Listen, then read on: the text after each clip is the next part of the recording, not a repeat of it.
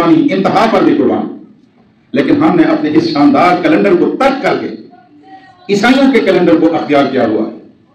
اور ہم اس کے مطابق حساب کتاب کرتے ہیں،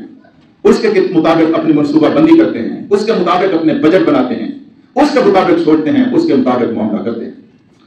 تو میرے عزیز دوستو، اس سال کے، چلو اب چونکہ سال گزر رہا ہے، سب یہی سمجھتے ہیں، اس سال کے اختتام کے اوپر اور نئے سال کے آغاز کے لیے ہمیں کیا کرنا چاہیے، ہمارے اوپر کیا ذمہ داریاں عائد ہوتی ہیں، ہمیں کس طرح سوچنا چاہیے۔ میرے بھائیوں اور میرے ساتھیوں، عیسائی اپنے اس سال کا اختتام 31 دسمبر کی رات کو 12 بجے غول بباڑا کر کے، موج مستی کر کے، سیٹیاں بجا کر، سڑکوں کے اوپر ناچ گا کر، ہلڑ بازی کر کے وہ اپنے اس سال کے اختتام اور نئے سال کے آغاز کا استقبال کرتے ہیں۔ چونکہ ہم مانے یا نہ مانے، ہم ان کے غلام ہیں، اور خصوصاً ہمارا وہ طبقہ جو شعوری طور پر ان کی غلامی میں اپنی زندگی کو دے چکا ہے، تو وہ بھی اس رسم غلامی کو ادا کرنے میں کسی سے پیچھے نہیں رہتے۔ ہماری اشرافیہ، ہمارے افسران کے بچے اور وہ لوگ جنہوں نے کسی نہ کسی حوالے سے قومی خزانے کو لوٹا ہے، ان کی بگڑی ہوئی اولاد بالکل عیسائیوں کی طرح، مغرب کی طرح رات کے 31 دسمبر کی رات کے 12 بجے نکلتے ہیں، وہ بھی غلو پاڑا کرتے ہیں، اسی طرح وہ بھی اس کو چلتے کودتے ہیں، شراب و شباب کی محفلیں لگتی ہیں۔ لیکن میرے عزیز دوستو، ایک بندہ مومن کو کس طرح نئے سال کا اختتام اور نئے سال کا آغاز اور پرانے سال کا اختتام کس طرح کرنا چاہیے، آج کچھ باتیں ہیں جن کی طرف میں آپ کی توجہ مبذول کراؤں۔ سب سے پہلی بات تو یہ ہے، اگر ہمیں تھوڑا سا بھی احساس موجود ہے تو ہم بیٹھ کر سب سے پہلا کام اس موقع پر، جب ایک سال ختم ہو رہا ہے، دوسرے سال کا آغاز ہو رہا ہے، ہمیں جائزہ بھی لینا چاہیے اور اپنا تزکیہ بھی کرنا چاہیے کہ گزشتہ سال ہمارا کیسے گزرا۔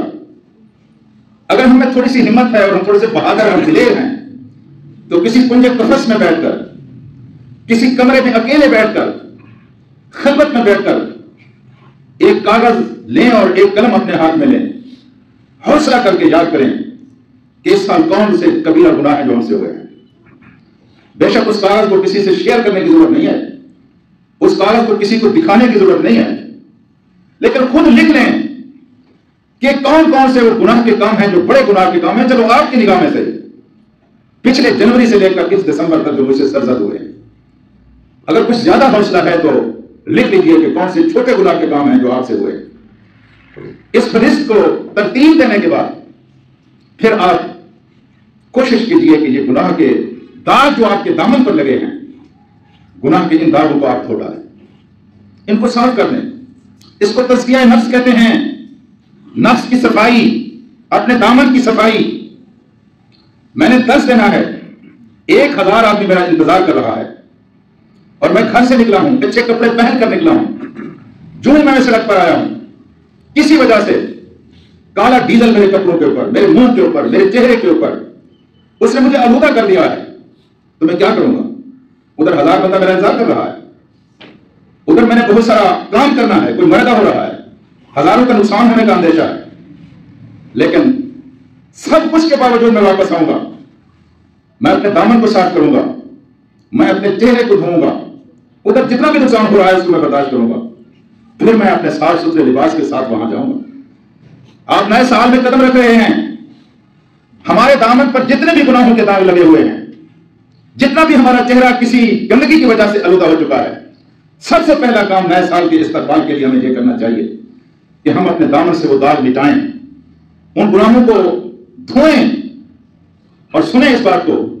گناہوں کو دھونے کا جو زبردست قسم کا نسخہ آپ کے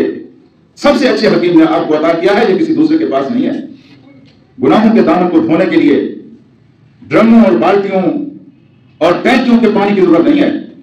آپ کی آنکھ سے نکلے ہوئے 2 قطرے اور رات کی تنہائی میں اٹھے ہوئے ہاتھ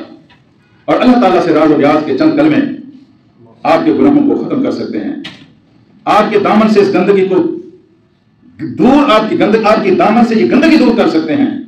سب سے پہلا کام تو بندہ مومن کو اس سال کے اختتام پر اور نئے سال کے آغاز میں یہی کرنا چاہیے۔